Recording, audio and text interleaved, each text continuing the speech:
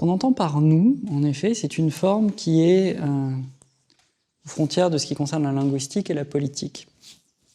Il y a un très beau texte, un petit peu connu jadis, que j'aimais beaucoup, du linguiste benveniste, dans les problèmes de linguistique générale, où Benveniste donne une sorte de définition de ce que c'est que la forme linguistique de la première personne du pluriel.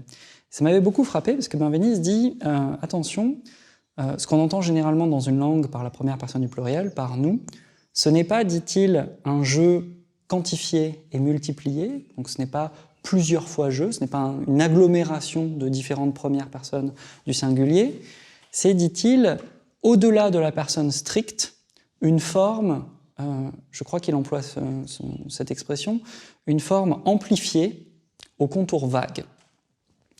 Et j'ai toujours gardé en tête cette idée que si on suppose que le sujet de la politique c'est nous, il faut faire un tout petit peu de linguistique et s'intéresser au fait que le nous politique n'est jamais le sujet d'une sorte de multiplication d'individus, de subjectivité, je, toi, un autre, etc., mais plutôt une forme, une sorte d'ectoplasme qui peut se rétracter. Alors évidemment, nous, ça peut se rétracter vers la nation, la famille, le clan, la tribu, le couple, nous, toi et moi, ou qui peut se dilater. Donc au-delà du nous national, nous, femmes, nous, noirs, nous, juifs, nous, êtres humains. Et alors ce qui m'intéresse, c'est d'étudier cette forme-là, c'est-à-dire effectivement ce qui se passe quand on dit nous, et d'être attentif, un petit peu comme on entend parfois une sorte de basse continue dans un morceau de musique, être attentif à la basse continue du nous dans toutes les discussions contemporaines. Ce qui se passe quand n'importe qui, moi y compris, dit nous, et commence à dire donc effectivement nous opprimés, nous noirs, nous musulmans, nous américains, nous djihadistes, nous patriotes, nous identitaires, etc. Et d'essayer de mettre un petit peu d'ordre là-dedans. Plus précisément, ce qui me semble intéressant, c'est de prendre au pied de la lettre l'idée suivant laquelle ce nous-là, qui résonne dans les discours politiques, serait le sujet propre de la politique, et ce sujet, linguistiquement, serait condamné à être cette forme ectoplasmique dont parle Benveniste, donc à se diffuser ou à se rétracter. Et du coup, d'essayer de faire une sorte de cartographie rationnelle de cette forme dans le monde contemporain qui s'étend, qui se rétracte. Alors si on commence à faire ça, on s'aperçoit que la première opération, c'est qu'en s'intéressant au nous, ce qu'on appelle nous, on va être obligé de prendre au sérieux l'idée suivant laquelle il y a un imaginaire politique, ou même une imagination politique. Alors, chez Kant, par exemple, l'imagination, c'est une faculté intermédiaire. L'imagination, c'est une faculté qui utilise des schèmes, c'est ce qu'on va faire, on va utiliser des schèmes, des schémas plus précisément. Et l'imagination, c'est la faculté intermédiaire chez Kant par excellence, parce que c'est elle qui vient produire le pont sur l'abîme qui sépare d'une part l'entendement, d'autre part la perception. Mais en politique, c'est la même chose. L'entendement produit des concepts, et toute politique produit des concepts. En l'occurrence, elle produit des catégories. Elle produit des catégories de genre, homme, femme, ou troisième genre, queer, etc. Elle produit des catégories de classe, rentiers, prolétaires, bourgeois, qu'elle peut affiner, petite bourgeoisie, bourgeoisie industrielle, bourgeoisie financière, etc. Elle produit aussi des catégories d'espèces qui entrent dans la politique, l'espèce humaine, ou, par exemple, une catégorie politique plus récente, des non-humains sensibles.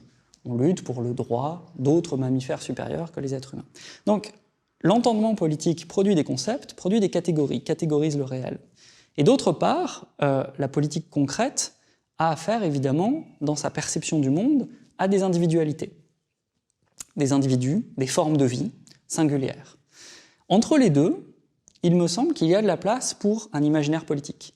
L'image, c'est ce qui va venir faire le lien entre la multiplicité des singularités politiques, toi, moi, un autre, des personnes, etc., et les grandes catégories de découpage du monde vivant, du monde social. Et entre les deux, il faut des images. Et il me semble qu'il faut prendre au sérieux l'idée suivant laquelle il y a des images politiques, et notamment, la grande image politique, je pense, c'est l'image qu'on se fait de nous. Donc comment se le représenter, ce nous ?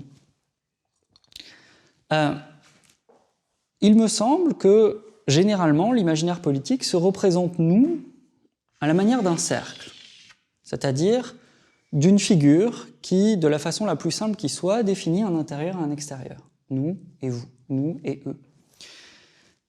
Une première personne du pluriel, qui est l'adresse du discours politique, et un autre, éventuellement ennemi, adversaire, etc. Alors, si on s'intéresse à la situation contemporaine du nous, on s'aperçoit que notre condition à nous, n'est probablement d'une sorte de double débordement d'un cercle de nous qui s'est stabilisé, du moins dans la culture occidentale pendant un certain temps, qui était le nous humain. Et un nous humaniste. C'est l'idée suivant laquelle le cercle du nous humain était, pourrait-on dire, le terminus quo et le terminus ad quem de la grande politique occidentale pendant un certain nombre de siècles. C'est-à-dire que tout partait du nous humain et tout revenait au nous humain. Tout partait du nous humain parce que toutes les divisions politiques étaient quand même inscrites au sein de l'humanité. On pouvait diviser l'humanité en deux, hommes, femmes, et c'était deux moitiés du nous humain. Nous les hommes plus nous les femmes égale nous les êtres humains. On pouvait rediviser ce cercle en classes sociales. On pouvait avoir évidemment nous la noblesse, nous le clergé, nous le tiers-état, ou nous bourgeois, nous prolétaires, nous rentiers. Vous pouvez le diviser aussi éventuellement en races, nous hommes blancs, ou par réaction ensuite nous noirs, etc. Mais tout était assuré par le découpage d'un nous des nous, qui était le nous humain. Alors évidemment, une des grandes opérations modernes sur le nous humain, c'est une opération de débordement par lequel ce nous, qui était défini par la raison, qui était inscrit dans la nature par la raison, ce nous s'est vu déborder par la sensibilité. Quelque chose s'est écoulé hors de ce nous humain, et petit à petit a ouvert la politique à d'autres formes d'énonciation. Nous, animaux humains, nous, mammifères supérieurs, nous, êtres sensibles, nous, êtres souffrants. C'est quelque chose qui naît à partir du XVIIIe siècle et qui se réalise particulièrement au XXe siècle, notamment dans la contestation du spécisme, c'est-à-dire d'un privilège accordé dans l'énonciation politique et dans la constitution de la personne politique à l'être humain. Du coup, on se retrouve, si on essaye donc de prendre au sérieux l'imagination politique et si on essaye de cartographier cette forme ectoplasmique qu'est nous, on se retrouve avec un champ en expansion dans le monde moderne. Il y a un premier mouvement, qui est un mouvement, je crois, d'expansion, de dilatation du nous. Alors, ça peut être nous humains, un peu plus largement, ça va être nous primates supérieurs. C'est la revendication de l'attribution d'un certain nombre de droits, au-delà de l'humanité, aux grands singes, qui est une revendication politique. Il existe de la politique animale, elle commence par s'étendre aux primates supérieurs. Nous partageons un certain nombre de facultés cognitives avec d'autres grands singes, et donc il faudrait élargir la personne politique, le nous. Évidemment, on peut l'élargir un peu plus, et il est élargi par certains théoriciens, on va l'élargir par exemple à tous les mammifères supérieurs. On va l'élargir à tous les êtres souffrants. Tout ce qui souffre a le droit d'être en quelque manière une personne politique. Il faut prendre en compte ses intérêts. Donc il doit y avoir une politique générale. Aujourd'hui, je ne sais pas, on s'intéresse évidemment à la question devenue éminemment politique de la viande, de l'abattage industriel. On pose une question politique qui concerne un certain nombre de sujets politiques, pas seulement d'objets, qui débordent du nous humain. Le problème de cette expansion du nous humain, cette expansion dans la modernité du nous humain, c'est qu'évidemment elle n'a pas de fin. Donc, une fois qu'on sait, on ne peut pas s'arrêter à nous être souffrants, parce que pour ça, il faudra avoir une ligne qui sépare nous et eux, qui soit nettement définie. Il faudra avoir une définition stricte de la souffrance, que la science ne nous donne pas. Donc, par effet de capillarité, ce nous ne va pas cesser de s'étendre.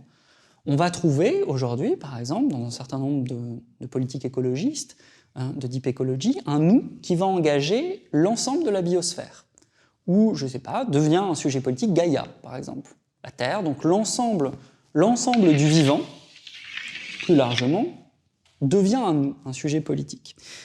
Puis évidemment, ça peut continuer, on trouve dans la politique contemporaine la volonté d'intégrer non seulement le vivant dans le nous politique, mais des formes inorganiques. Les gens autour de Donna Haraway, par exemple, autour de la figure du cyborg, pensent qu'au fond, le sujet vivant et le sujet humain va s'augmenter d'un certain nombre d'objets, d'artefacts qui vont entrer, c'est la figure du cyborg, une figure hybride, qui vont entrer dans le champ politique. Donc il faudrait aller au-delà de la biosphère, il faudrait intégrer un certain nombre d'objets inanimés. Puis on peut aller plus loin, effectivement, et on finit par dissoudre le nous politique dans un nous cosmique, une sorte d'assomption, comme ça, on finit par engager la totalité du cosmos dans le nous, et alors là on va vers des sortes de métaphysique, parfois religieuse, où nous finit par désigner l'intégralité de l'univers intelligent. Alors on trouve chez certains théologiens américains actuels, par exemple, un nous qui est strictement un nous cosmique. Simplement, lorsque nous tend vers tout, nous n'est plus nous, nous dit tout. Il y a quand même une limite supérieure du nous, c'est tout. Quand nous atteint à tout, il n'y a plus de nous. Pourquoi ? Parce qu'il n'y a plus d'autres. Évidemment, il n'y a plus d'extériorité. Donc quand nous devient tout, le nous se dissout, vaguement, devient vague, cosmique. Donc la politique se dissout aussi. Quand même une limite supérieure de la politique, c'est la cosmologie. Quand on atteint la cosmologie, la politique finit par se dissoudre dans un grand tout.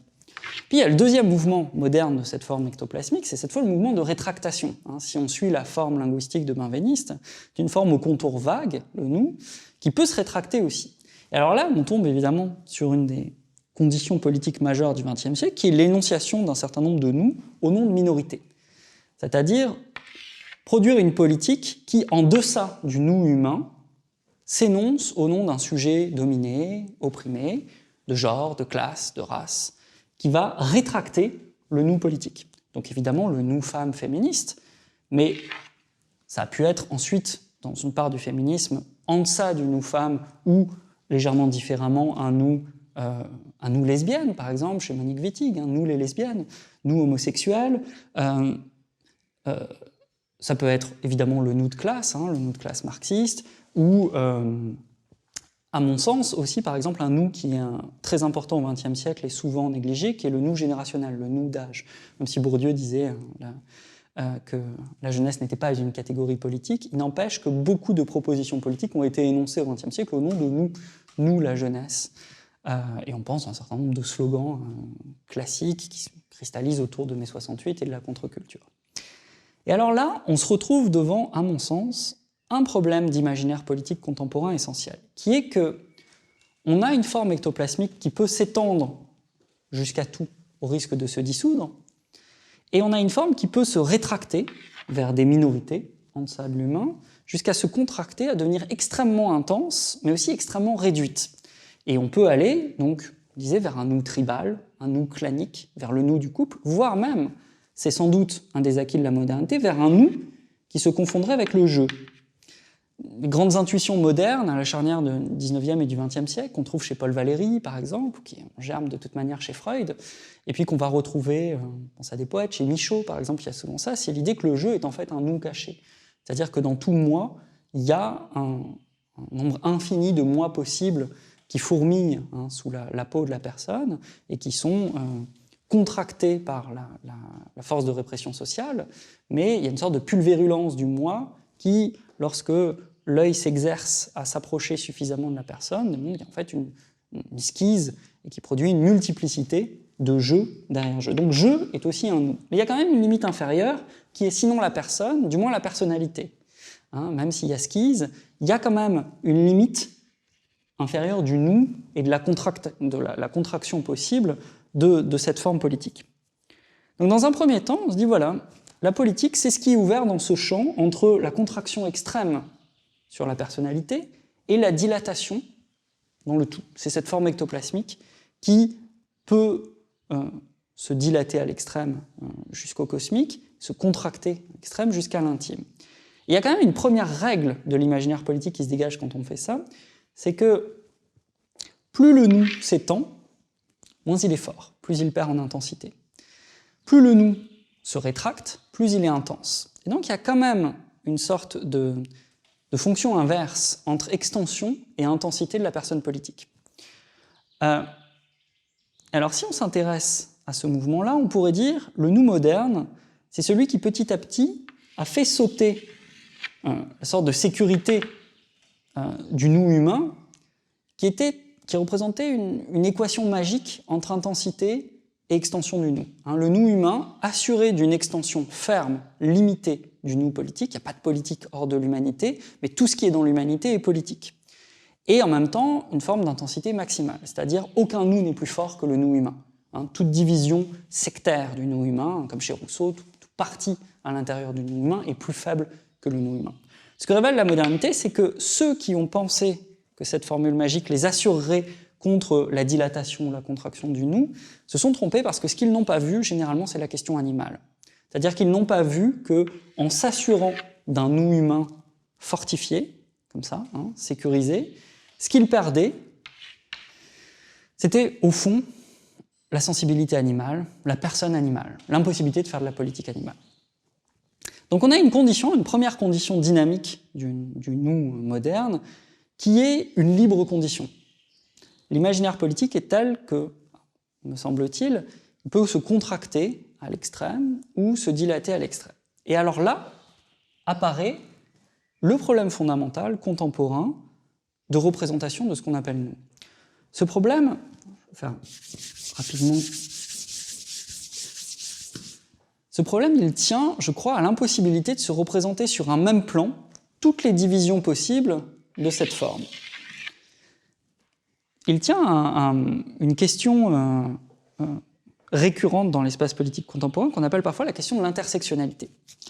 L'intersectionnalité, c'est le problème posé par la rencontre entre la catégorie de genre, la catégorie de classe sociale et la catégorie, disons, parfois de sexe ou de race.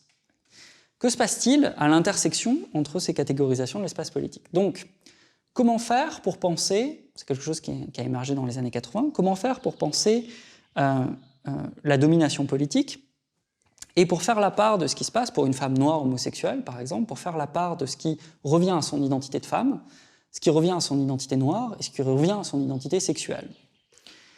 L'intersectionnalité, c'est le grand essai pour, dans cette forme libre de ce nous ectoplasmique, là, d'essayer de rationaliser la cartographie de notre imaginaire politique. C'est une manière de dire, bon, ce qui se passe est en fait de l'ordre de l'intersection. Du côté de la classe, on a des riches et des pauvres. Du côté du genre,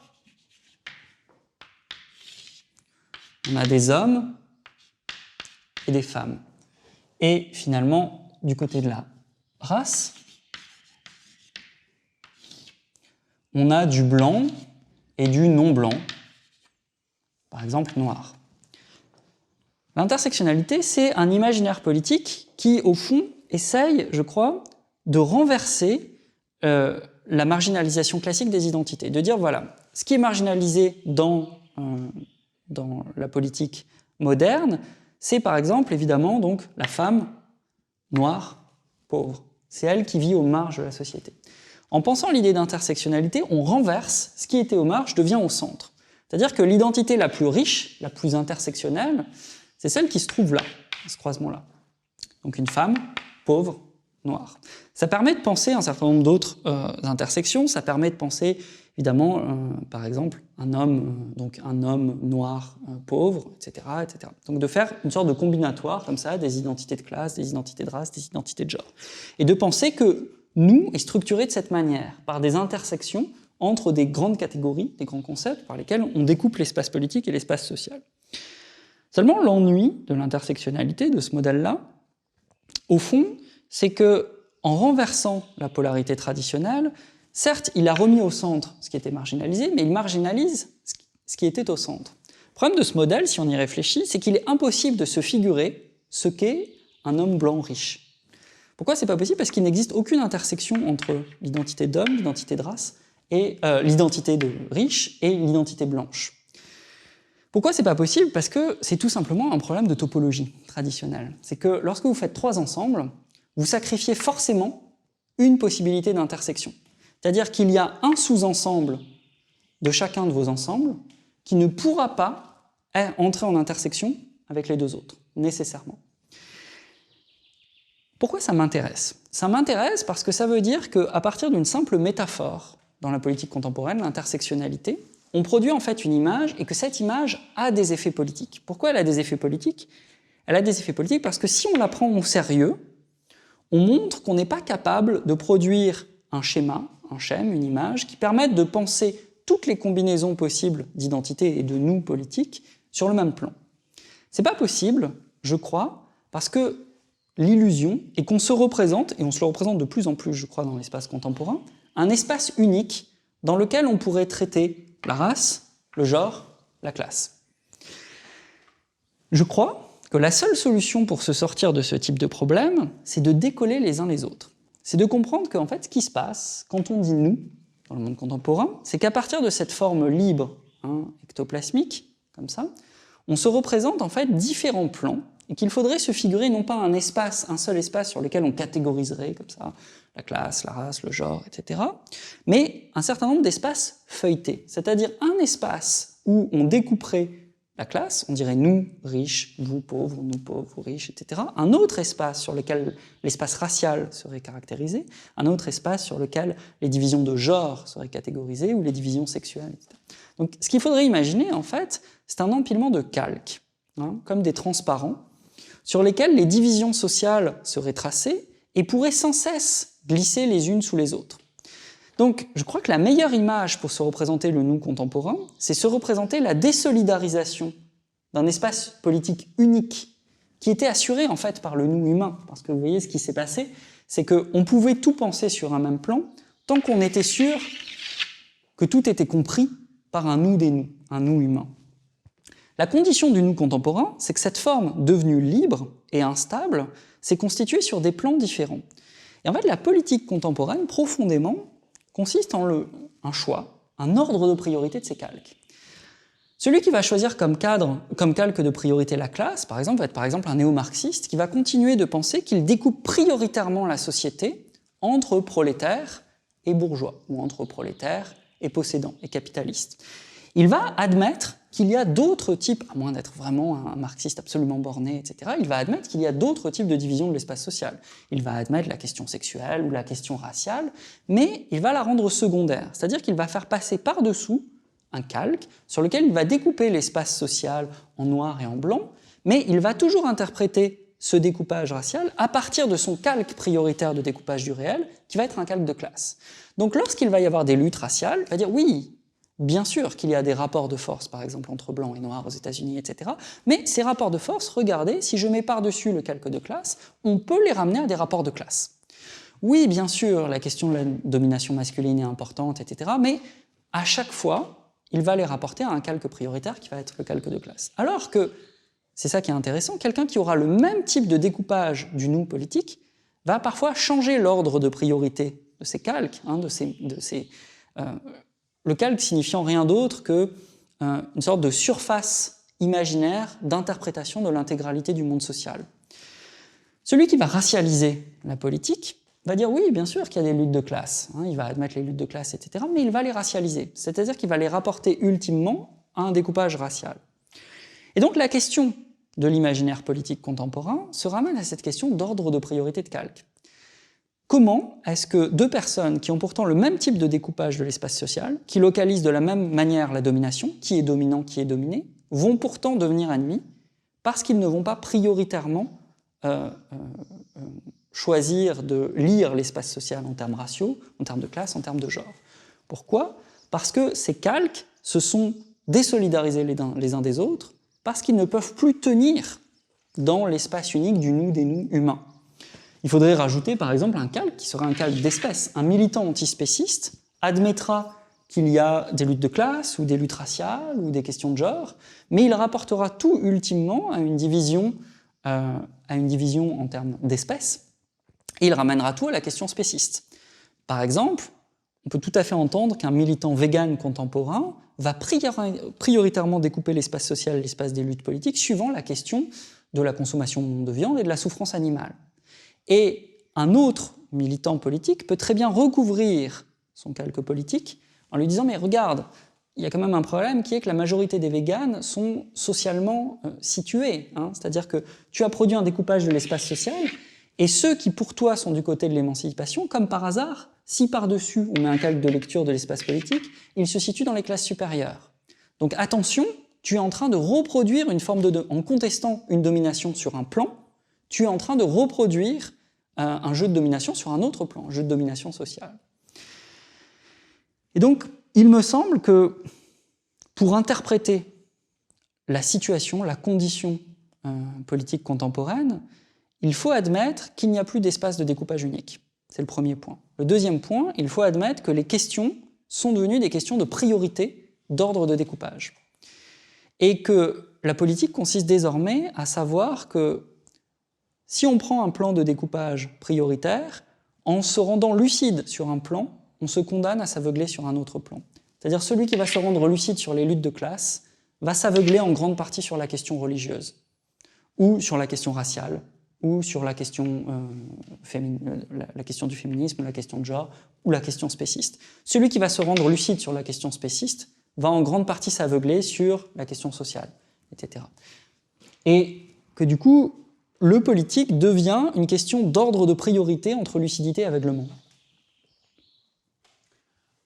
Est-ce que ça veut dire que le symptôme de notre époque, puisque nous parvenons à explorer et à découper les nous, nos différents nous, mais le symptôme, ça serait que, par contre, nous ne savons pas dans quel ordre nous devons les appréhender. Oui. Un des sentiments politiques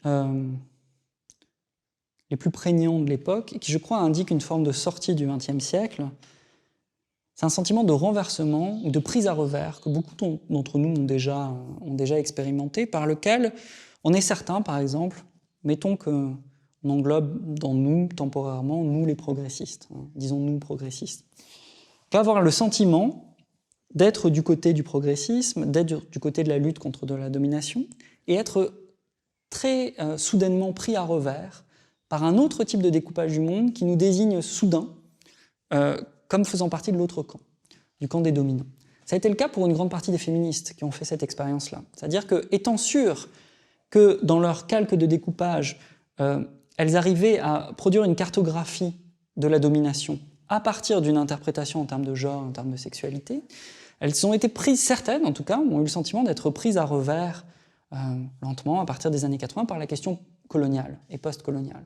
Grossièrement, la question du voile, par exemple, a marqué très nettement ce sentiment par lequel, soudain, un type de découpage du monde en termes de genre ou de sexualité pouvait être recouvert, comme par surprise, par quelqu'un qui arrivait avec un calque de découpage de l'espace social en termes postcoloniaux et qui désignait soudain certaines féministes absolument sûres de lutter contre la domination comme, en fait, participant à une autre forme de domination, à de la domination sur un autre plan.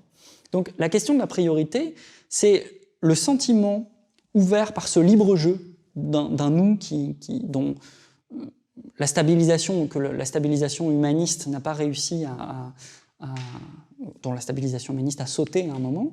Et ce libre jeu a produit une sorte de désolidarisation comme ça de différents plans politiques par lequel chacun peut faire l'expérience que son camp, sur un certain plan politique, n'est pas forcément le même sur un autre plan.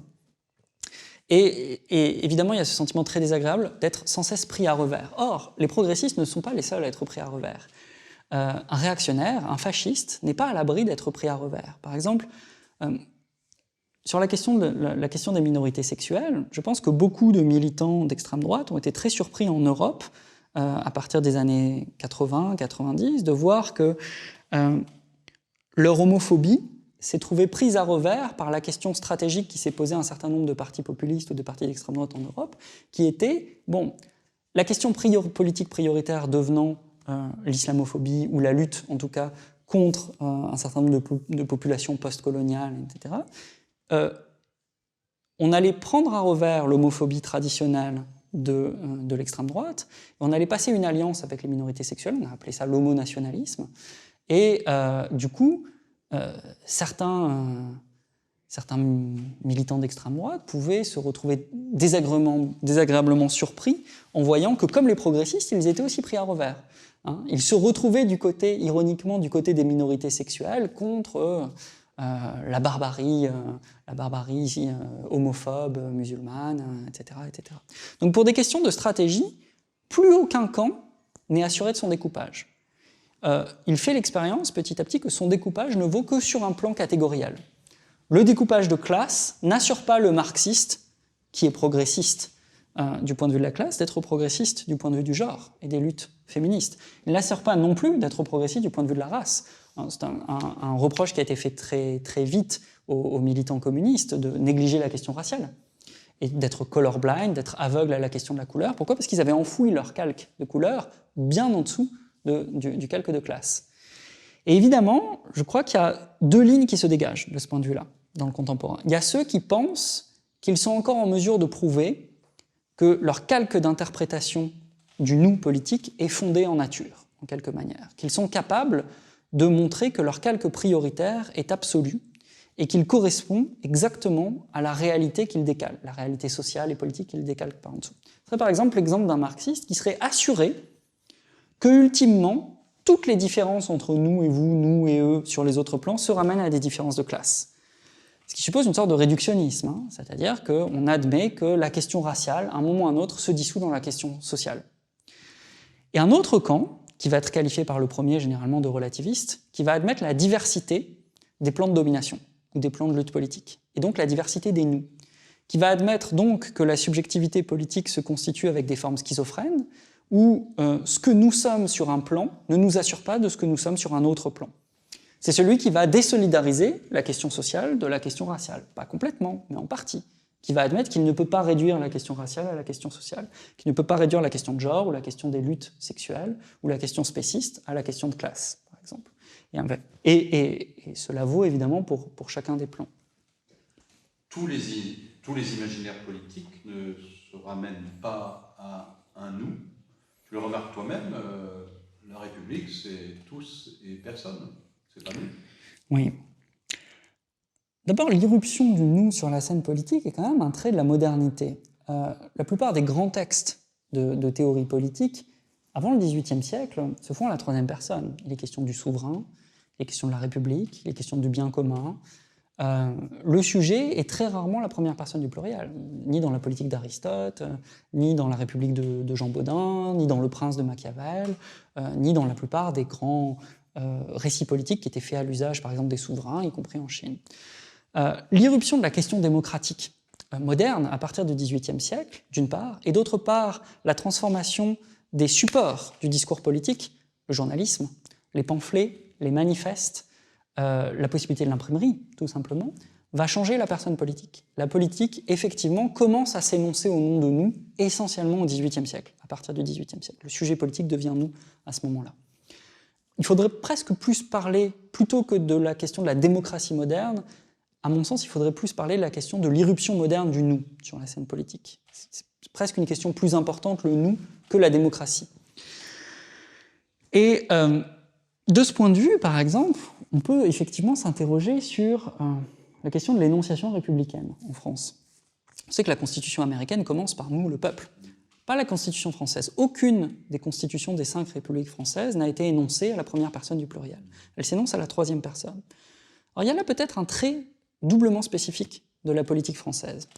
Premier trait qui est un échec latent de la pensée républicaine à s'incarner sous la forme d'une personne politique concrète et sous la forme d'un nous. Une sorte d'incapacité, de difficulté à rendre ce nous concret et à l'énoncer à la première personne du pluriel. Mais en même temps, c'est le deuxième trait de la politique française, ça a permis, je crois, toute la radicalité d'un certain nombre de formes politiques françaises peut être compris comme des essais de récupération à la première personne du pluriel de ce que la République n'arrive pas à énoncer à la première personne du pluriel. Un exemple qui me tient à cœur pour ça, c'est la manière dont un des premiers grands textes du nous moderne, qui est le manifeste de la conjuration des égaux, donc Gracchus Babeuf et Sylvain Maréchal, répondent directement, quand on le relit, à la Constitution de la République française. Et ce qu'ils font, je crois que la plupart des politiques radicales en France et dans une part de l'Europe continentale vont le faire. Ce qu'ils vont faire, c'est qu'ils ne vont pas contester le contenu de la promesse de la Constitution ou des droits de l'homme. Ils ne vont pas aller contester les droits de l'homme eux-mêmes. Ils vont aller réénoncer la promesse des droits de l'homme à la première personne du pluriel en disant « nous voulons être égaux ». Mais le simple fait de réénoncer les droits de l'homme à la première personne du pluriel, de se le réapproprier, est une contestation politique radicale. Et il y a toute une part de l'histoire politique française qui tient au camp des républicains, qui tient à une énonciation en grande partie distanciée à la troisième personne, et une politique radicale qui va aller rechercher les idéaux républicains et dire, voilà, ils sont désincarnés, ils sont morts, ce ne sont des principes formels, ce sont des principes juridiques, ce ne sont pas des principes politiques concrets. Pour les rendre concrets, qu'est-ce qu'il faut ? Il faut les énoncer à la première personne du pluriel. Il faut dire « nous ». Et si la conjuration des égaux dit « nous », elle est aussi une première expression d'un des grands mouvements de la modernité qui va confondre, je crois en grande partie, dans une forme d'enthousiasme qui a caractérisé au moins 2 siècles de notre histoire, énonciation à la première personne et visibilité politique. Dire nous filles-mères, dire nous femmes dans le manifeste féministe, dire nous juifs, dire nous indigènes, par exemple aujourd'hui dans le Parti des indigènes de la République en France, leur manifeste commence simplement par le nous indigènes de la République. Dire nous homosexuels, dire nous gays, dire nous lesbiennes, etc., c'était accéder à la visibilité. Donc il y a eu un grand moment de notre histoire par lequel tout groupe qui prétendait accéder à la visibilité politique commençait par s'énoncer à la première personne du pluriel. Il y avait une sorte d'équation magique qui était « dire nous, c'était l'être ». Pour constituer une personne politique, au fond, il suffisait de la dire. Et puis il y a quelque chose qui est venu ralentir ça, bien sûr, c'est cette question de calque, de priorité, et c'est l'impression qui se fait jour petit à petit que le « nous » n'était pas une formule magique, sans doute pour 2 raisons. La première raison, c'est qu'il y a des contradictions à l'intérieur du « nous ». C'est-à-dire qu'en disant « nous » sur un plan, on n'est pas du tout assuré du « nous » qu'on énonce sur l'autre plan. En disant « nous » homosexuels sur un plan, on n'est pas du tout assuré d'avoir une solidarité immédiate avec « nous » minorités ethniques, par exemple, ou « nous » minorités religieuses. En disant « nous femmes » en tant que féministes, on n'est pas du tout assuré d'être progressiste sur le plan social.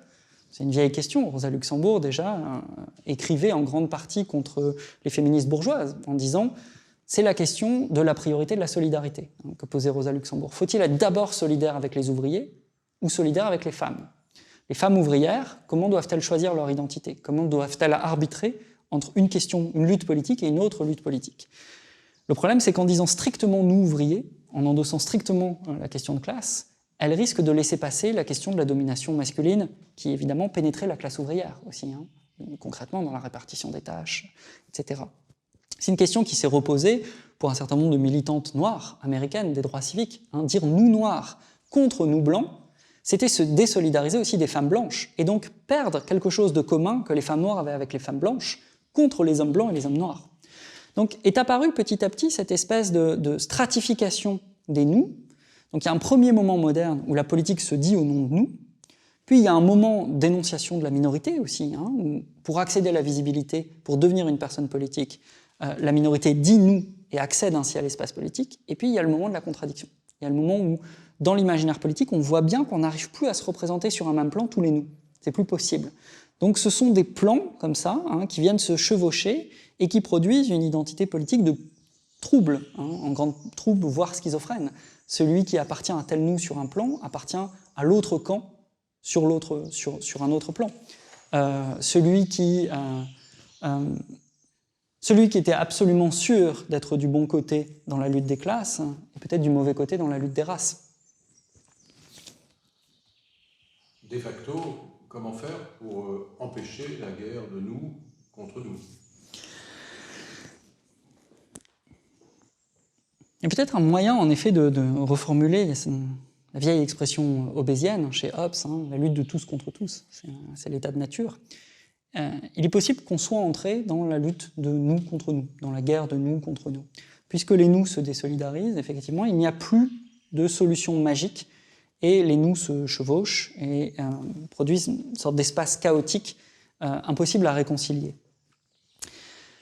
Il y a, je crois, 2 écueils à éviter d'abord. Le premier, c'est qu'il me semble qu'il faut rompre avec quelque chose qui, dans l'imaginaire politique, était sous-jacent à toutes les questions d'émancipation, qui étaient l'horizon d'un nous réconcilié. On sait que chez Marx, par exemple, pour prendre cet exemple, il y a chez Marx la reformulation de la promesse de Saint Paul, qui est qu'il y a un horizon de la lutte politique, de même que chez Saint Paul, il n'y aura plus ni juif ni grec. De même, chez Marx, il y a l'idée que lorsque la question de la lutte des classes sera réglée, les autres divisions internes du genre humain disparaîtront. Donc la lutte entre hommes et femmes, la domination masculine, ou les luttes raciales et surtout les luttes nationales, c'est ce qu'il dit dans le manifeste du Parti communiste, les luttes nationales, la question nationale s'effacera d'elle-même lorsque la question sociale sera réglée. C'est l'idée suivant laquelle, si on arrive à régler la question de la domination sur un plan, pour un nous, elle se réglera automatiquement pour tous les autres. Je crois si on tient encore à la promesse de l'émancipation en politique, il faut à tout prix rompre avec cet imaginaire. C'est-à-dire il faut admettre que ce qui sera réglé sur un plan ne le sera jamais sur les autres. Qu'il y aura même, plus probablement, des effets de compensation par lesquels, en réglant de la domination, en faisant avancer l'émancipation sur un plan, on produira des effets de domination sur un autre.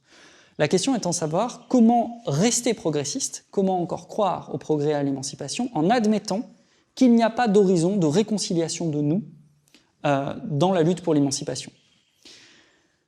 Le deuxième écueil à éviter, c'est l'écueil non plus idéaliste, de celui qui croit à un nous des nous, qui réconcilierait ultimement, à la fin de l'histoire, les différentes contradictions de la subjectivité politique. C'est l'écueil, cette fois, du réaliste, je dirais. Le réaliste, c'est celui... Alors, autant l'idéaliste est celui qui va penser que la question de nous peut à un moment être réglée par un nous ultime qui, dans son extension, engloberait tous les autres nous et réconcilierait tous les autres nous. Autant le réaliste est celui qui va moquer généralement l'idéaliste en lui montrant que son nous étendu et son nous réconcilié, c'est comme une peau trop tendue. Lorsqu'on tend trop une peau, évidemment, il y a des craquelures qui apparaissent et elle craque. Donc le réaliste, Carl Schmitt par exemple, est celui qui va toujours aller montrer que l'idéaliste produit un nous trop abstrait, trop vague, et que plus l'universaliste produit un nous universel, nous les hommes, nous les êtres sensibles, nous animaux humains, plus on essaye de réconcilier toutes les divisions dans un nous large, plus on produit cette peau tendue qui fait apparaître des craquelures internes et qui finit toujours par craquer. L'universaliste, c'est celui qui tend trop le nous et qui, dans l'extension de cette forme ectoplasmique qui est nous, finit par aller jusqu'à la rupture. Juste un exemple de ce point de vue-là, je pense qu'on peut réinterpréter toute une part de critique actuelle de l'universalisme de ce point de vue-là. On peut penser ainsi la coexistence très douloureuse, la coïncidence historique entre la formation de l'humanisme et l'apparition du racialisme. C'est-à-dire c'est au moment aussi où on a progressivement pensé un homme universel qu'on a aussi fait apparaître les craquelures sur ce nous-là, qui étaient les craquelures raciales. C'est aussi, le racialisme scientifique vient aussi de la conception d'un homme universel. Pourquoi ? Parce qu'en réconciliant des clans, des tribus, des nations, et en concevant progressivement un homme, un nous humain, on a fait réapparaître, on a fait à la surface de ce nous extrêmement tendu, nous, tous les hommes, on a fait apparaître les divisions internes, et ces divisions internes ont fait l'objet du racialisme scientifique, et on fait remonter à la surface le nous racial. Donc, on n'a rien sans rien. Le propre, s'il y a une règle de nous, de cette forme ectoplasmique, c'est qu'effectivement, plus on l'étend, plus elle s'affaiblit. Elle s'affaiblit de manière interne, tout simplement parce que ces divisions internes deviennent plus fortes. Plus on la rétracte, en revanche, et c'est ça qu'il faut reprocher à l'idéaliste, c'est ça qu'il faut reprocher, au réaliste, plus on rétracte le nous, comme le réaliste pense, au fond, c'est celui qui va penser que, évidemment, nous humains, c'est un nous beaucoup trop large, mais déjà nous français, c'est un nous beaucoup trop large, qu'au fond, le nous le plus fort, c'est la communauté concrète. Donc rien n'est plus fort qu'un nous dans lequel on se connaît tous. Le nous du village, le nous du clan, le nous du sang, le nous de la tribu, etc. Le problème, c'est que plus on rétracte le nous, effectivement, plus il est intense, plus il est fort. Un nous rétracté est beaucoup plus puissant qu'un nous étendu. Mais un nous rétracté produit nécessairement la reconnaissance d'un certain nombre d'eux, de vous autres, des autres. Donc plus le nous est rétracté, plus il est limité aussi dans l'imaginaire politique, et plus il doit le céder à la reconnaissance d'autres. Et évidemment, ce faisant, il signe aussi sa fin dans l'imaginaire, puisqu'il doit admettre que pour vous, c'est nous. Il doit admettre que pour eux, c'est nous. Donc il doit admettre, il doit respecter l'autre, hein, schéma classique du réalisme politique, c'est-à-dire il y a un autre, hein, il y a d'autres civilisations, il y a d'autres types d'humanité, etc. Nous les respectons tant qu'ils sont chez eux, etc. Mais il faut ajouter le temps qu'ils sont chez eux. Et le temps qu'ils sont chez eux indique que chez eux, pour eux, ils sont nous. Donc il y a toujours la reconnaissance chez le réaliste que la constitution d'un nous se fait sur fond d'un plan plus fondamental, où il y a un nous-vous, un nous-eux, etc. Et donc, le réaliste signe aussi la mort de son imaginaire, en un sens, c'est-à-dire qu'en rétractant trop son nous, il fait apparaître, il fait s'écouler un plan plus fondamental, un nous plus universel.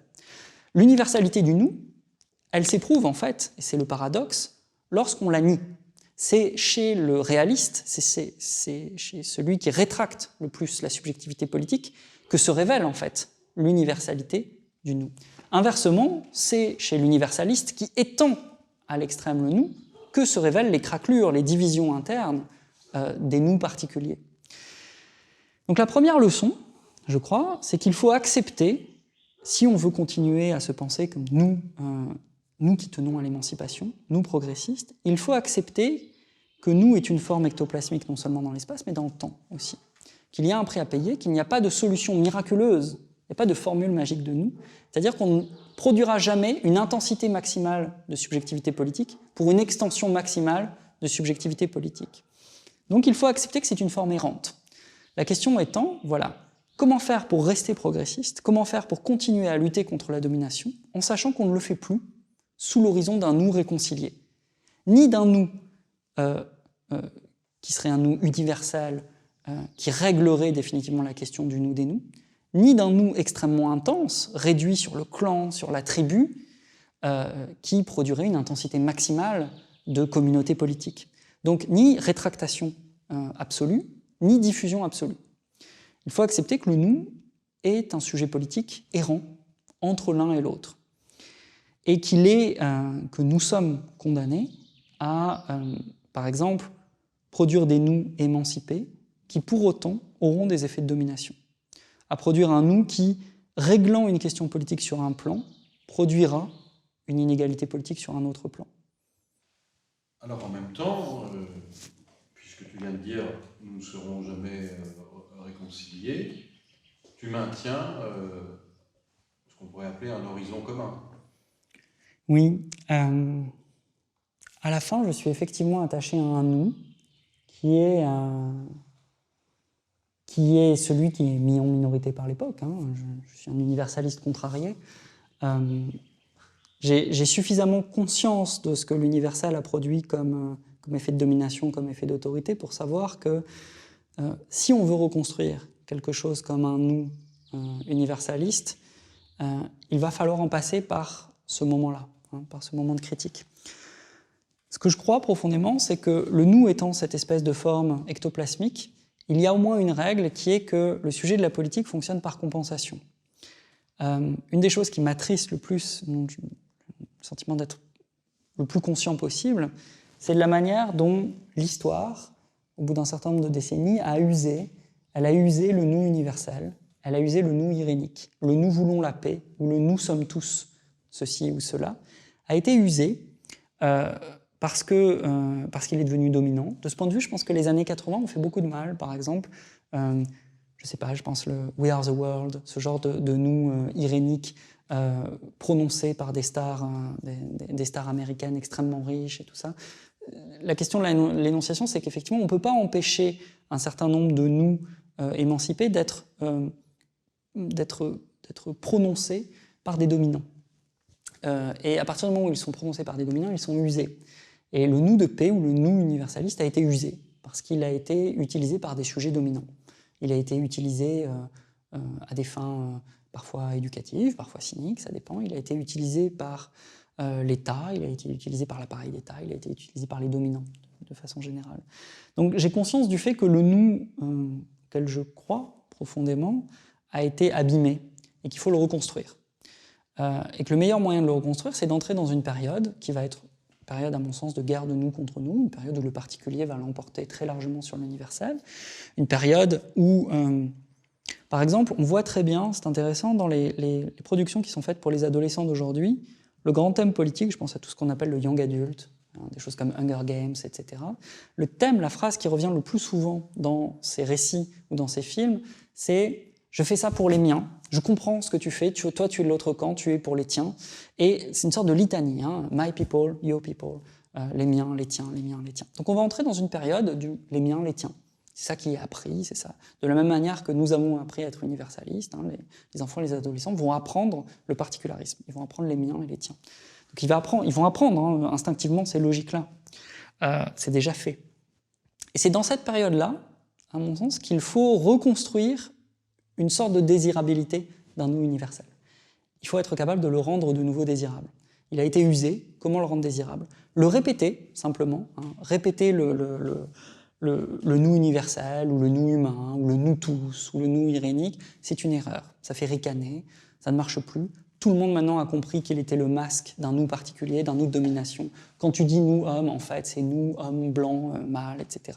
La conscience postcoloniale, la conscience féministe, la conscience antispéciste ont définitivement, je crois, mis à nu hein, les faiblesses de ce qui a été le nous humain. Et il se trouve que pendant plusieurs siècles, le nous humain a servi, a couvert aussi de la domination. Donc il a été usé par les rapports de domination. La question est, peut-on travailler en secret, alors que tout le monde pensera les miens, les tiens, et que le particularisme l'aura emporté, peut-on travailler pour les générations suivantes à rendre de nouveau désirable un nous tous qui ne soit pas naïf, un nous tous qui ne se construise pas à l'horizon d'un nous réconcilié, d'un nous absolu, hein, qui ne soit pas le nous chrétien, pas le nous marxiste, pas ce nous universaliste-là, qui soit conscient que nous est une forme dynamique, que c'est une forme errante, hein, c'est une forme imparfaite, qu'il n'y a pas de nous parfait, que la politique ne peut pas s'énoncer à l'horizon d'un nous réconcilié, d'un nous magique, d'un nous ultime ou d'un nous définitif, que le nous restera une forme dynamique qui se contracte, qui se rétracte, qui se dissocie en différents plans, et que malgré tout, on peut être conscient de tout ça, reproduire un récit politique qui arrive à rendre distinct cet imaginaire politique, et d'une certaine manière dire nous, pour dire bon, nous tous qui avons conscience de ça, de quelle manière pouvons-nous reconstruire un nous tous, précisément ?